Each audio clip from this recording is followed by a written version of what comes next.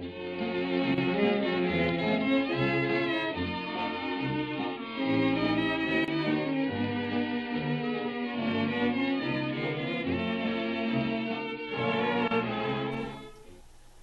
have looked at a couple of days in Genesis, and we've tried to look at function, the best us modern materialistically oriented Westerners can do.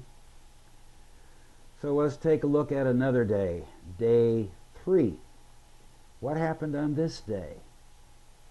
We've already seen light and dark, and we've seen day and night, so we've got time, and we've seen that God structured himself above all up in the heavens, and then there's a sea, and then there's a place inside the sea here, separated by the hard dome, the firmament, and the flat earth.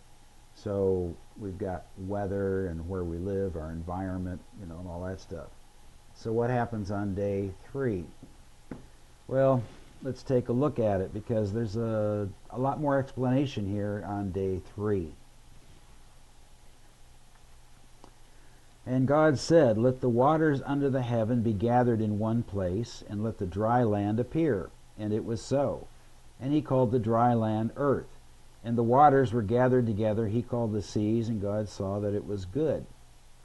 And God said, "Let the earth sprout vegetation, plants yielding seed and fruit, trees bearing fruit in which their seed, according to its kind on the earth." And it was so. The earth brought forth vegetation, plants, seeds, according to their own kinds, trees bearing fruit, which is their seed, each according to its kind. And God saw that it was good. And the evening and the morning were another day, day 3.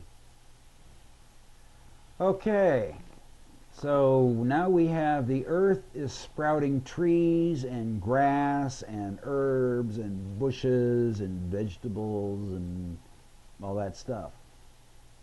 What does an ancient Israelite get out of this? Well, if you think in terms of function rather than objects, what do trees, grass, shrubs, herbs do? They're food. Food for animals, and some of it is edible by humans. So an ancient Hebrew gets out of day 3, God made food. So we have 3 days of creation, and in a Hebrew way of thinking, function, not the material world, we've got time, weather, and food. Isn't that amazing? Completely obliterates the whole scientific creationist concept, because they're ignoring culture.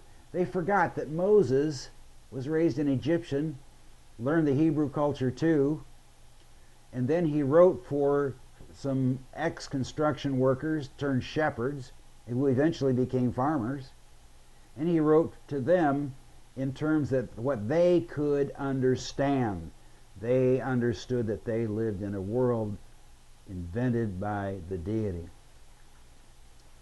They live in a world where they're surrounded by the works of Jehovah. So everywhere they look, rocks, trees, herbs, day, night, rains, it's all the original work of Jehovah. We don't see it that way. We see rains and we think about cold fronts, weather patterns. We watch the Weather Channel. They didn't have any of that stuff. They didn't think that way. So if it rained, you thanked God. If it's sunny, you thanked God. If the plants grew, you thanked God. Because you're just working with the environment that God gave you. Now, is this right or is this wrong? Well, it's culture. But if you can't think in terms of culture, don't worry about it, because you just keep looking up at the Master, and he will never steer you wrong.